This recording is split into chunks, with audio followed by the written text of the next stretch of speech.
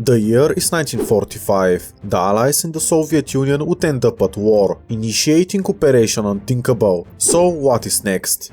I have gathered several alternate history YouTubers, and each of us would give our unique take on the topic in about 5 minutes. In the end, you can fill out a Google form and vote for the creator whose scenarios you like the most. We would be doing this collaboration monthly, and the person with the most votes would become the next host, so let us get this started. For my brief point of divergence, the conflict starts over Poland on the 1st of July 1945, where the British wished to liberate Poland, over which the Second World War had started. This leads to total war with the Soviet Union. The thing is that the Second World War is still ongoing, as Japan is still in the war, but they are most definitely on the run, now being allied with the Soviet Union. Zooming out, the entire world would look like this, some countries leaning towards the Allies but not supporting them fully. According to the British plans, the Allies are going to launch a surprise offensive near Dresden, while remobilizing Western Germany. This would start just 4 days before the British general election, and I could see Churchill to still be ousted from power. Clement Attlee becomes the new British Prime Minister, and with his cabinet being comprised of left-leaning politicians, continuing the war would be unpopular with the politicians and even the public. Realistically, this war could last for a few days and then Britain makes peace, but this would make for a boring scenario, so let me continue. In this alternate history, the Labour Party doesn't want to surrender in the war right after taking charge, so they're forced to continue it. As of now, Britain is not very committed to fight this war. The British had launched a surprise attack in the Thuringia province, which was successful, but the Soviet Union outnumbered the Allied divisions more than 2 to 1, so eventually these attacks would switch directions. American forces in Europe would be sparse, as most of them had moved out of the continent and went to the Pacific, ready to fight Japan. This means that in Europe the Allies would have about 80 divisions, while the Soviet Union had about 228, giving the Soviets an immense advantage. America, on the other hand, is likely not too enthusiastic about this war, and the public is not going to support it either. Stalin was referred by the American public as Uncle Joe, and for a while the American propaganda had said that Germany is the enemy and that the Soviet Union is a friendly nation. Now this is immediately reversed, with the Americans fighting alongside Germany against the Red Army. My source for this is the Churchill Testament, a book about the Second World War and the possibility of Operation Unthinkable. Another problem for the Allies is decolonization. To keep it brief, America wouldn't want their allies to decolonize, while the Soviet Union would back independence movements there, so Africa would become a very bloody front, despite no Soviet presence being directly there.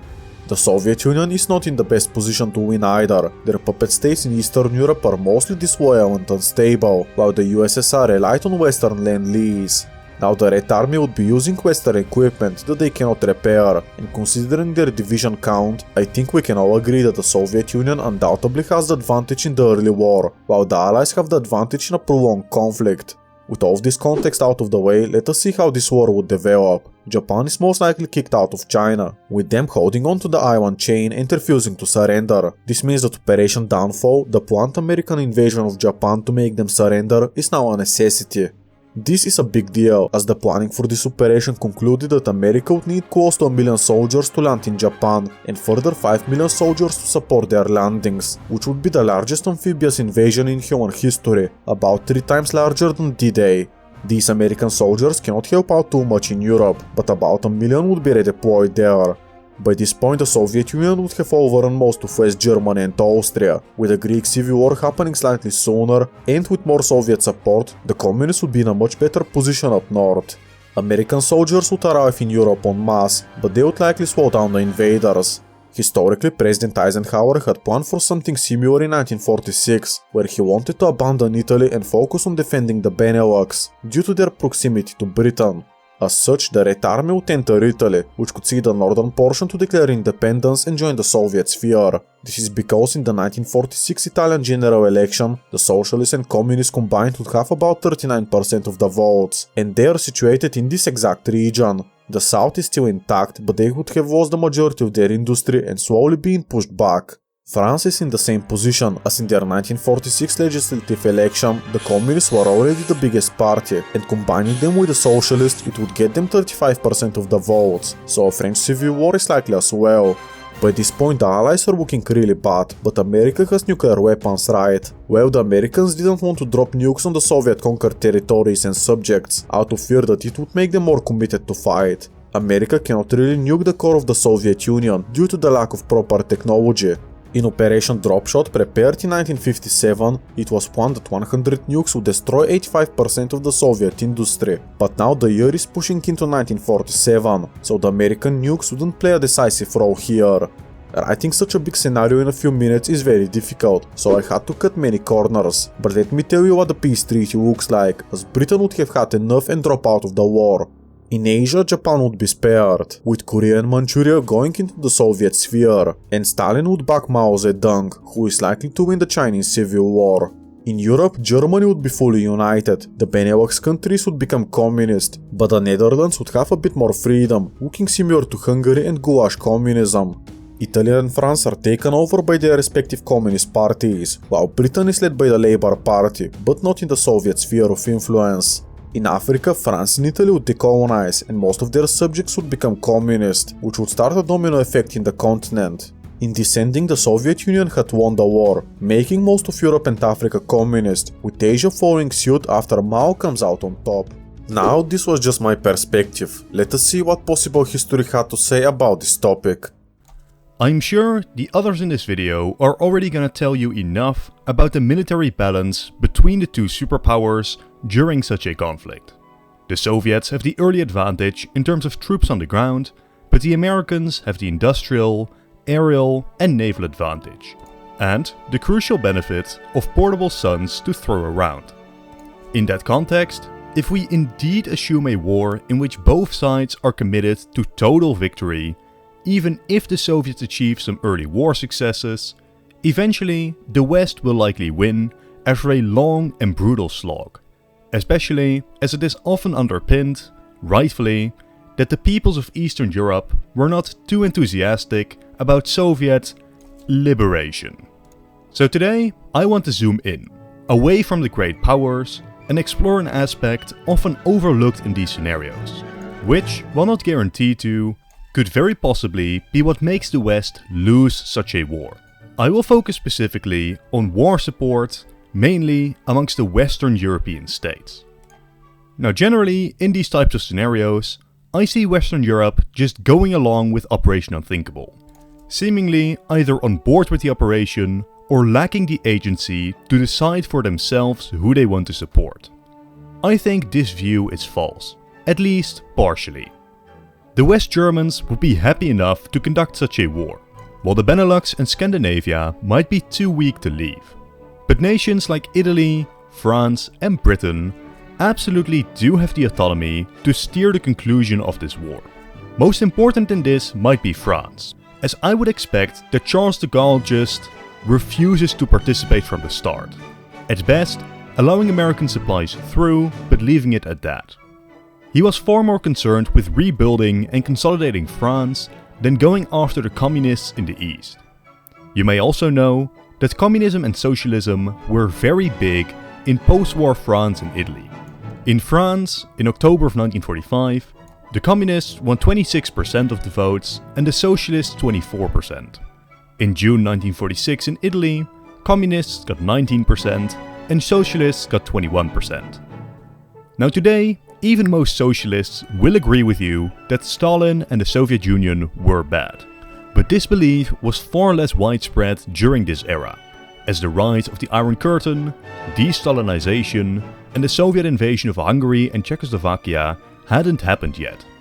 In 1945, many of these socialists and communists would, if they aren't outright sympathetic to the Soviets during the war, at least not be supportive of an aggressive war against them. There is this famous poll conducted in France post-World War II, asking who contributed most to winning World War II. In 1945, the Soviets were the decisive victors at 57%. I think this is important to keep in mind in terms of a Western European perspective to the start of this war. For 4 years, you have heard only good things about the Soviets, your allies. You have cheered on their successes as your own, realizing that they were likely your best shot at defeating the Germans. And now, you're expected to follow the Americans to war with them? Maybe in a world where the Soviets were the aggressors, this would be understandable. But if the Americans are starting this war, then for many Europeans, the only question on their mind would be, why? The leadership which commits to this war would likely not be popular. That includes within the US, where there were still plenty of isolationists to be found, and many would be questioning the purpose of this fight. In Europe though, this sentiment is most pronounced. This would be seen as a foreign war they are forced into, turning the continent once more into a battlefield, when what most wanted was simply some calm after years of brutal occupation. At the very least, we could imagine a lot of sabotages, protests and strikes across the west of the continent. Resistance fighters, especially communist ones, may very well continue operating, sabotaging infrastructure and industry necessary for the march to the east, weakening any offensive the Allies may try to launch. Britain too is important to look at. Churchill may have launched this plan, but his mandate as leader was very much running out. The last election had been a decade ago in 1935, and while for the duration of the war the Labour opposition had formed a united front with the Conservatives, it is difficult to see this continuing with Germany defeated. Labour would quickly start calling for an election, which could become a referendum on peace with the Soviets. Should Churchill refuse to hold such elections, Labour might support anti-war movements, strikes and protests. Historically, Labour won about 50% of the votes in the 1945 election, and I doubt that Churchill's warmongering would be very popular with an electorate tired of 6 years of war. So, that is essentially my argument of the day. We shouldn't underestimate the war weariness on the European continent, assuming such a war is indeed launched in 1945. There are a lot of factors which could heavily undermine a war effort, whether through things like de Gaulle just not even joining the war, strikes and protests weakening the war effort, or even outright communist revolutions. In this light, it becomes very possible that Operation Unthinkable becomes a legendary disaster of an operation, especially if the Soviets do indeed achieve early victories, which might further encourage Western socialists and demotivate their populations. Whether through voluntarily leaving, invasion or revolutions, the Soviets could very easily come out on top in such a world, with outcomes ranging from the total extreme of Italian and French revolutions, delivering Europe to the Soviets, to some sort of earlier negotiated peace, which I think is more likely. Potentially after Stalin wins his early victories, leading to a less extreme but still significant expansion of the Soviets, undoubtedly greatly improving their position during the Cold War. Next up we have the US of Z, and his take is mostly based on the American point of view. With Operation Unthinkable's implementation in July of 1945, President Harry Truman now faces the very Soviet army that had led the Allies to victory in Europe.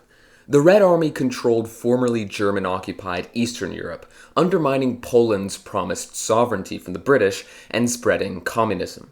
Assuming the plan is greenlit, the operation would have launched a swift Allied offensive to push Soviet forces from Germany and Poland, using 47 Allied divisions, about 2.5 million British, Canadian, and American troops, against 6.5 million Soviets.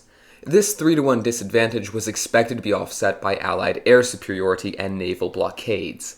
A northern drive led by the British would hit the Baltics, while the US 1st, 3rd, and 7th Armies would push from Leipzig toward Breslau, aiming to seize Prague and Bohemia's industrial core. The plan included rearming 100,000 Wehrmacht soldiers and, post-Trinity test, deploying 2 nuclear bombs, 15 and 20 kilotons respectively, to disrupt Soviet lines. The goal was to create a Danzig-Breslau front by winter, forcing Soviet withdrawal or triggering Stalin's government's collapse. Yet Stalin had anticipated their intentions. Soviet espionage through the Cambridge 5 spy ring in Britain undermined any hope of a surprise attack, so when the operation begins in this alternate timeline, likely provoked by some false flag, the Soviets will see them coming. American forces would likely gain an initial advantage despite the Soviets' awareness. With superior logistics, the US might succeed in capturing Leipzig, with forces advancing toward Rostock. But Soviet numerical and artillery superiority would soon halt any Western Allied momentum. A counteroffensive under Marshal Zhukov would likely retake Rostock and threaten even Hamburg, and this would trigger the next phase. On August 11th, a 15-kiloton nuclear strike would obliterate the Soviet First Guards tank army at Kummersdorf. 4 days later, a 20-kiloton bomb would destroy Königsberg's port. In response, Stalin would revive the Soviet-Japanese Neutrality Pact, delaying Japan's surrender and consuming US resources in the Pacific. By September, Soviet offensives would push the Allies to the Weser River, exploiting communist revolts in France. Winter would force a December 1945 ceasefire, formalized in a 1946 armistice, creating demilitarized zones along a new Iron Curtain, bisecting Germany and Austria. The Iron Curtain would now be a literal wall across the demilitarized zone, with all of Berlin falling behind Soviet lines. Truman's decision would ignite major political backlash domestically. War-weary Americans, accustomed to the Soviets as allies during World War II, would resist another European war despite revelations like the Katyn massacre. Heavy US casualties in what the public would see as yet another drawn-out European war would spark massive protests, sinking Truman's approval and fueling an even bigger loss of control of Congress in the 1946 midterms than in our own history. This would also provoke youth dissent, possibly triggering an early manifestation of 1960s-style counterculture. Worse yet for Truman officials who saw the Soviets as existential enemies, communism might even gain some appeal among disillusioned youth as trust in the government plummets. Economically, the war would strain America's booming economy. The unpredictability of the new war, along with more American resources being used in Europe and the Pacific, would postpone American post-war prosperity, and this renewed conflict plus extended war with Japan would begin to stretch America's industrial capacity, because remember, the bombs were dropped on Europe, not Japan in this timeline. The post-war optimism we saw would vanish, replaced by a soft return to isolationist politics under the Republicans, a geopolitical mindset more reminiscent of pre-World War I America. In the Pacific, without Japan's surrender in 1945, the US would likely not pursue Operation Downfall, the proposed land invasion of Japan, due to its immense cost and an obvious lack of Soviet aid. Japan's defeat in this timeline would probably be delayed until 1946, when a third bomb, nicknamed Third Shot, built from the Trinity test's plutonium core, might be dropped instead on Tokyo or Osaka in a desperate push to end the war. With the rearming of those Wehrmacht soldiers, the clean Wehrmacht myth would obscure the German army's Holocaust role, allowing German units to oppose the Soviets out of revenge without Western restraint. Nuclear strikes would have destroyed East German infrastructure, though most of the fallout would have dissipated into the atmosphere. And the armistice's division of Germany would fuel nationalism, but that nationalism would be economically hollow. Europe's future would seem bleak. Nuclear weapons would now be seen as tools of terror, not just deterrence. Their use would create a terrifying precedent and launch a Cold War that could, at any point, end in annihilation. The armistice would merely freeze both ideological and military hostilities, as the Soviets and Americans rapidly build and stockpile nuclear arms. The United Nations, if it's formed at all, would be weaker. Western Europe, dependent on a drained US for rebuilding, would face slower recovery. The Soviet Union would consolidate its grip on Eastern Europe, presenting itself as the victim of Western aggression. Stalin would accelerate his nuclear program, likely testing a bomb by the late 1940s or early 1950s. However, Soviet conventional superiority would be counterbalanced by an early US nuclear dominance, both sides investing heavily in delivery systems, bombers initially, then missiles inspired by captured German V-2 tech. The Western Allies, anchored by US and British influence, would encompass West Germany, France, and the Low Countries, but French socialist uprisings could destabilize the government, potentially yielding a socialist or leftist-leaning government by the late 40s. Figures like de Gaulle and Pétain might then align with perhaps the Iberian dictatorships to try and retain control. In West Germany, denazification would be delayed, perhaps abandoned, while simultaneously the East would face economic stagnation, war damage, and potential fallout. In Japan, famine and disease would spread rapidly. US occupation would be harsher, with an economic recovery slow due to reduced American aid. Back home, America would enter a post-war era of division and disillusionment. The late 40s economic boom would be delayed, as war spending continued into 1946, straining the federal budgets. McCarthyism might emerge earlier, with a public more suspicious, bitter, and tired. The US could turn inward, burdened by unpopular international commitments. Without a robust Marshall Plan, American soft power would shrink.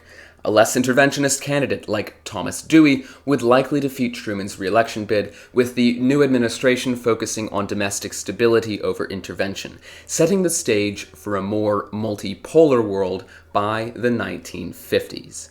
Thank you to Rewriting History for having me, and thank you for watching this much shorter, much more compact than usual scenario. Up next we have an alternate world, who makes modern day alternate history, so he would explore how this scenario would change the modern world. Much remains to be done.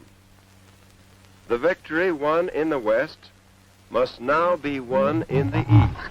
Just months after the Allies and Soviets crushed the Nazi war machine in a brutal joint struggle, the fragile alliance collapses. Not in the quiet, suspicious Cold War kind of way. This time, they go all out.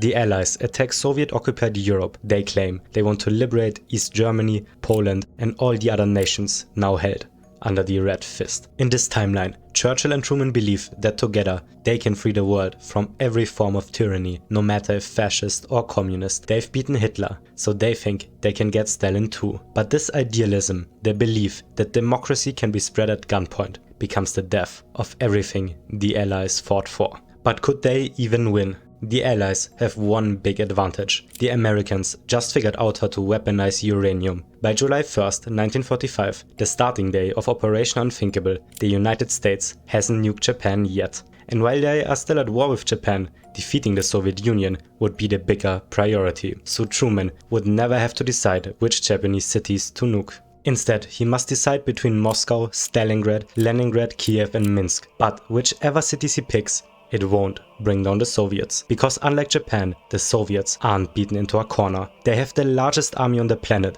7 million soldiers on the ground in Europe. No matter which cities get nuked, the Red Army will continue marching towards Western Europe with the same ferocity they marched towards Berlin with. The Allies are entrenched and can hold the Soviets off for at least a little, but holding the line isn't enough. Even if they win, they lose something greater, the world's trust. World War II wasn't just a clash of armies, it was a battle of ideologies, a question of what kind of future humanity wanted to build. And luckily for us, the liberal West came out on top. Yes, there was the Cold War, but a big reason why America won it was because after World War II, they proved that their system isn't so bad. America didn't just help defeat Germany, they rebuilt it with the Marshall Plan. The US proved that they are the good guys, but in this timeline, that hope is dead on arrival. Instead of bringing peace, the Allies bring bombs. And while they would absolutely dominate the Soviets in the skies, on the ground they're on the retreat. Just weeks in, as Soviet tanks roll through West Germany into France, American bombers deliver 2 portable suns to Moscow and Stalingrad. The world is forever changed. Nuclear weapons have been used in war, but they're not the end-all be-all weapon. The Soviets don't surrender, they escalate, they advance. In this world, nuclear weapons aren't this greater evil that assures mutual destruction. They're just another very effective weapon used in war. European civilians are once again caught in a brutal war of competing ideologies. But this time, it's not so clear anymore who the good guys are. And while the battle rages in Europe, the world watches and judges. Civilians wonder, what's the difference between liberation and occupation if both come with firebombs? Stalin's tanks roll into France, Truman's bombs turn cities into rubble. The Allies plunged the continent into another war before the last one even ended. And that single fact, that moment of betrayal, shatters the idea of a post-war peace. Even if the Americans bombed the Soviets into submission, they lost something far greater, the world's trust. Fascism is defeated, but liberalism, it doesn't look so appealing anymore. From Latin America to the Middle East, from Southeast Asia to Sub-Saharan Africa, communist uprisings are on the rise. Not because the Soviets fund them, but because people stop believing in the West. Democracy becomes synonymous with violence, and every bomb Truman drops makes it harder to be on America's side. The war drags on, not just in Europe, but across the globe. Korea, Iran, Vietnam, the Congo. Every place where two ideologies collide becomes a battlefield. And these are not proxy wars. There is no Cold War. This war is hot. Every battle, even on the other side of the globe, is just part of the larger war. This war wouldn't even be called World War III, because World War II wasn't over yet. People thought World War I would be the war to end all wars. But in this timeline, World War II is the war to end all peace. In this alternate world, the German invasion of Poland wasn't the start of World War II. It was the start of humanity's never-ending war for the dominant ideology. This war isn't like our world wars. This war is truly global. It doesn't just redraw borders, it rewires belief. Every nation is suspicious. Everyone is on its own. And America, once seen as the beacon of hope, is now just another empire. One that preaches liberty while bombing former allies. The Soviets fight harder than anyone imagined. The Red Army doesn't collapse. It digs in, fortified not just by steel, but by a world that no longer believes in the West's moral high ground. Operation Unthinkable wouldn't just end an alliance. It would have shattered the very idea that peace could ever last. But hope isn't lost. It's weaponized. Finally, we have just a Greek historian, and his take is the most different compared to the other creators.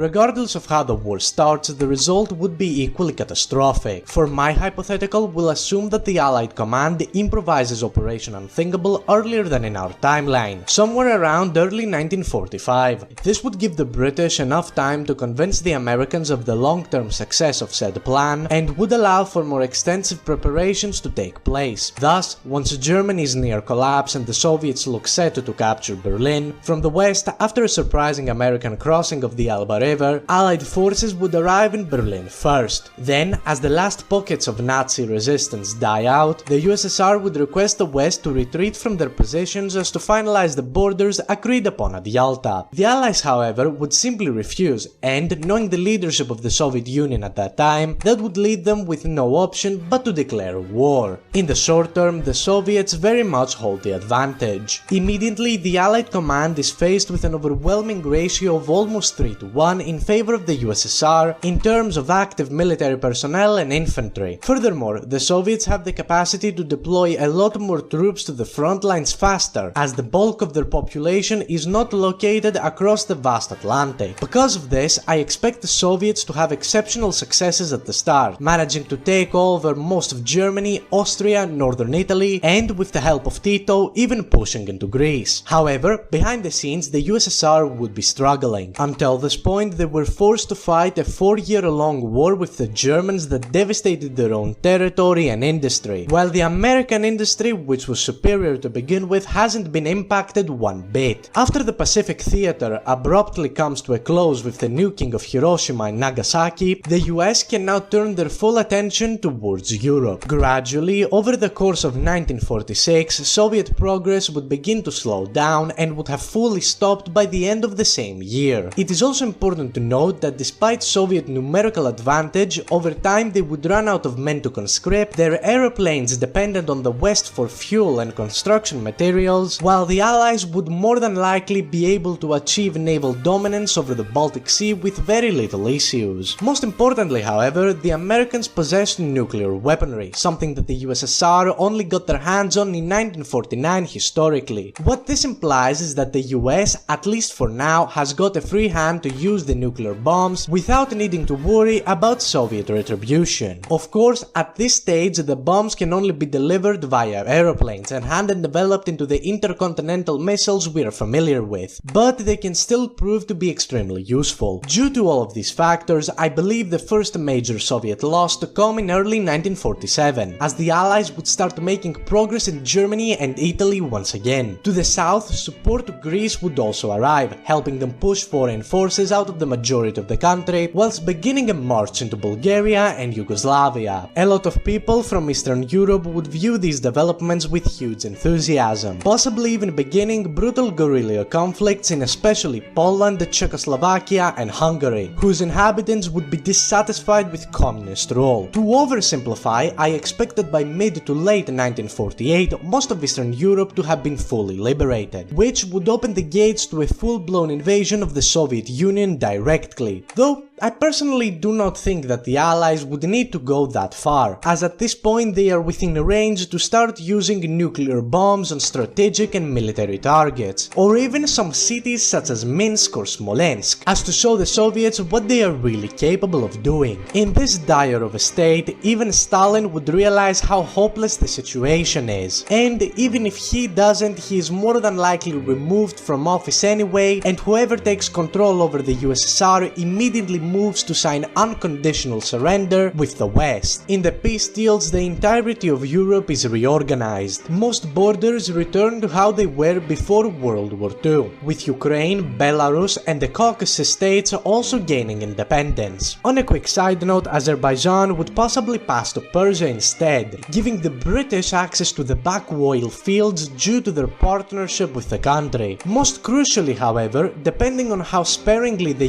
US used its nukes against the Soviets, we could also see the entire Soviet Union being abolished and a Western-backed democracy being instated in Russia. Meanwhile, since the USSR doesn't hold any political leverage over Germany anymore, the Allies would need to find an alternate way to punish the country. Thus, rather than the arbitrary East-West split we saw in our timeline, it is possible that the southern German states are broken off and pulled closer to the Western sphere, with northern Germany becoming a bit of a pariah. Poland, during this process, would be compensated with lands in Pomerania and East Prussia, creating some of the most horrid borders known to mankind. To the east, the Chinese Civil War would also end in a decisive Kuomintang victory, resulting in a China that is, in the short term, far more unstable than it was historically under the communists. In general, this world would essentially experience American dominance, as most of the great powers have either been completely destroyed or have massively suffered as a result of both World War II and Operation Unthinkable, which would likely be named World War III in this timeline.